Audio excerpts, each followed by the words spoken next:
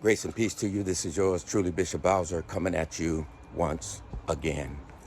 I just want to touch on the 4Extra blowing off his hand. I first wasn't going to even touch on this because you have all the big dogs talking about it. When I'm talking about big dogs, I'm talking about those with larger YouTube platforms.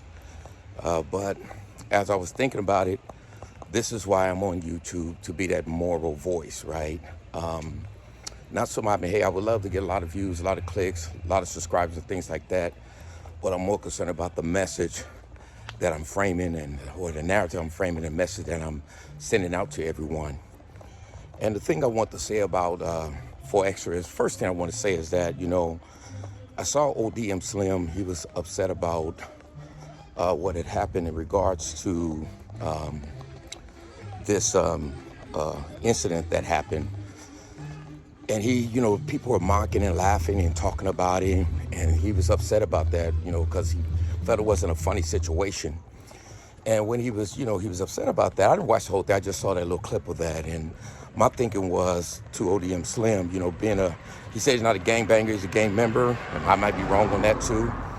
But my thing is like, don't hate the player, hate the game. These guys that are mocking him and laughing and clowning him, blowing his hand off, you got to understand, well, you do understand, because y'all up in LA and I'm down here in San Diego, y'all know about this thing way better than we do. You're supposed to, because that's where everything started at. And you know that when your op get killed, unalive, I guess I should be saying, you rejoice. I know down here in San Diego we did, when our ops got taken out, we laughed, we rejoiced, we celebrated, right? And so that's just part of the game, part of the game banging thing. And so don't hate the game, don't hate the player rather, hate the game, the game banging thing. And that's why if you're going to have an issue with that, then quit saying you're a gang member, right? Because being a gang member, you're still part of that game, you're still part of that corrupt culture, that gang culture, right? Which I believe is why what happened to 4Extra, that coupled with this internet stuff. The internet, you have some great stuff on there. I heard Compton Rick Rock say something that was very good about, a lot of people caught up in these gang videos and so on. But, you ain't making a lot of money with the gang videos, prison videos. He mentioned Kai Sanat, I think, and how he's getting millions of views, and he don't talk about gang stuff, right? But I think like when a lot of guys get out of prison, they don't have no life skills. They don't have no skills, no nothing, right? And all they have is they lived the experience of being in prison, being a gang member.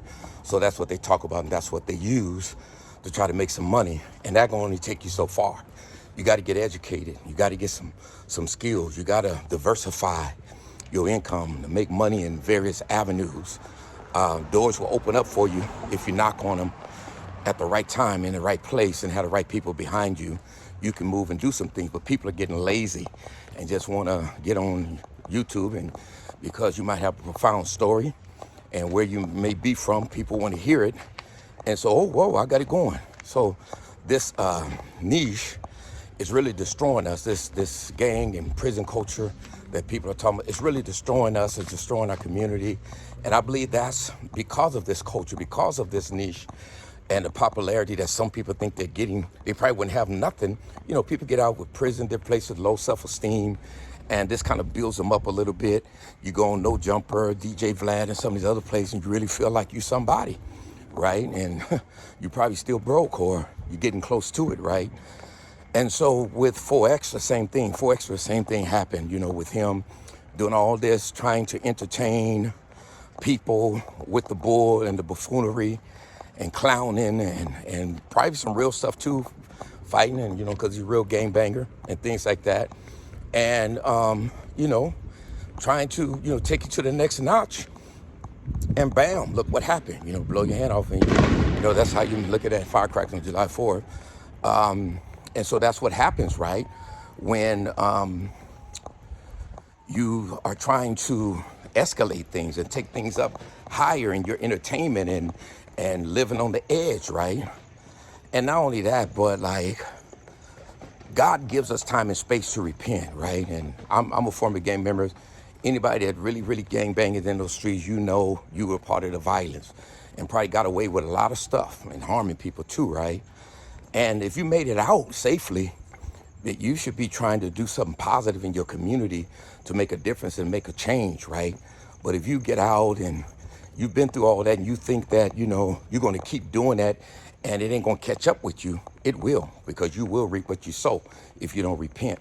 God will have mercy and he give us time and space to repent, but you got to repent. And so a lot of times this niche, this gang and hip hop and prison videos and YouTube thing that is happening is messing up a lot of people, and they're not repenting because they think they can make money on this.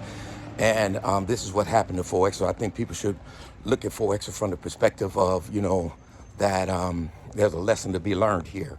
And I pray for the brother that he recover and that they find a way to help him, but only from the perspective that, like, bro, like, you got to repent, man, and turn to God, and you can be bigger on the internet if you would humble yourself and turn to God and let God use you in this instance, bro.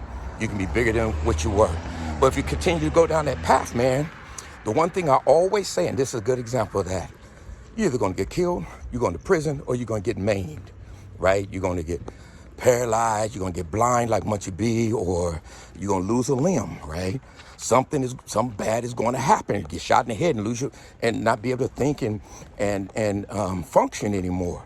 So those are the things that happen when you engage in this corrupt gang culture. And so I'm really against gang bangers and gang members, because gang members are still part of that game. And so they say don't hate the player, but hate the game. I hate that game, and anything that's a part of that game, that gang banging culture, that gang culture, you know, it's got to go because it's harming our community.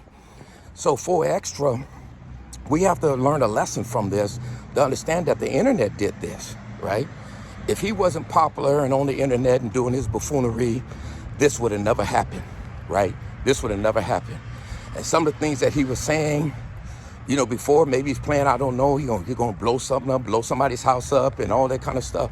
You got to realize God is listening, right? And eventually it's gonna catch up with you, because God knows what you already gotten away with, and he has had mercy on you and given you time and space to repent. So God give us time and space to repent, but it's up to you to turn. Learn this lesson from 4Extra. God bless you.